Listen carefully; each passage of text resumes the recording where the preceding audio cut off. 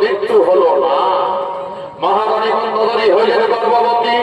দিনের পর দিন, রাতের পর রাত, মাসের পর মাস গর্ভের যন্ত্রণা সহ্য করতে করতে আজ মহারানী মন্দোদরী 10 মাস 10 দিন পূর্ণ গর্ভবতী। তাই গর্ভের যন্ত্রণা সহ্য না করতে পেরে কাঁদতে কাঁদতে নিজ পক্ষের দিকে আগমন করতে চলেছে।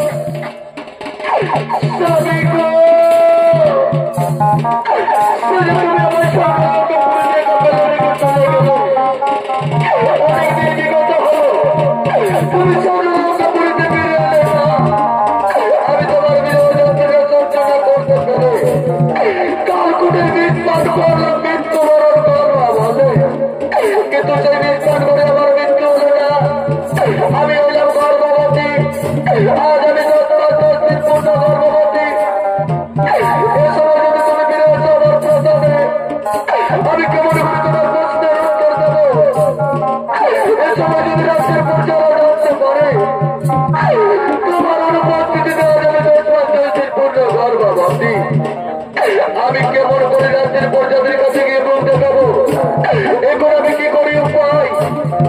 আমি যে গর্বের যন্ত্রণা সহ্য করতে পারি না, আর কিছু উপায় করতে পারি না। আমি এখন কি করি উপায়? মনে পড়েছে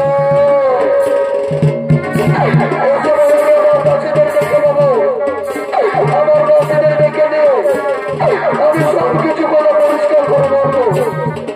আমি সব কিছু করে পরিষ্কার করে বলবো।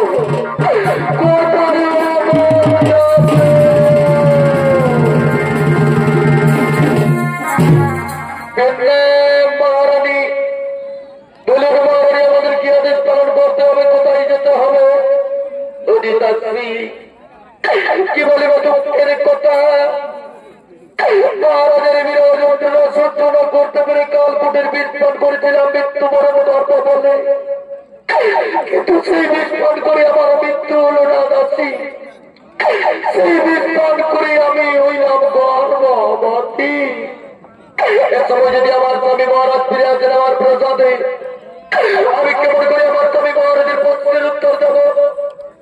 এ সময় যদি রাজ্যের প্রজারা জানতে পারে মহারাজের অনুপস্থিতিতে আজ আমি 10 মাস 10 দিন পূর্ণ গর্ভবতী, আমি কেমন করে রাজ্যের প্রজাদের কাছে গিয়ে মুখ দেখাবো? বলে না দাসী বলো, এখন আমি কি করি উপায়? আমি যে গর্বের যন্ত্রণা সহ্য করতে পারি না, আর কিছু উপায় আমি পাই না। আমি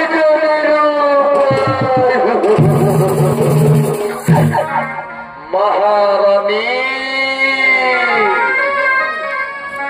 এ সময় মহা বিপদ মহারানী, এ সময় তোমার ঘোর বিপদ মহারানী। তাই ঘোর বিপদের কথা তোমার প্রজাবলী তুমি তাই শুনো মহারানী।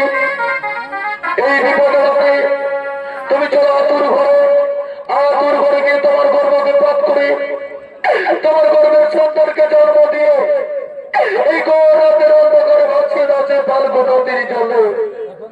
আর রাতের অন্ধকারে ফিরে হচ্ছে এই স্বর্ণলঙ্কাপুরীতে, তাহলে রাজ্যের প্রজারা কেউ জানতে পারবে না, আর আমাদের মহারাজা জানতে পারবেন না। এতেই তোমার মঙ্গল হবে মহারানী, এতেই তোমার মঙ্গল হবে। তাই করবো এই দাসী। চলো চলো তোমরা আমার নিয়ে চলো আতুর করো। আমি যার গর্বের যন্ত্রণা সহ্য করতে পারছি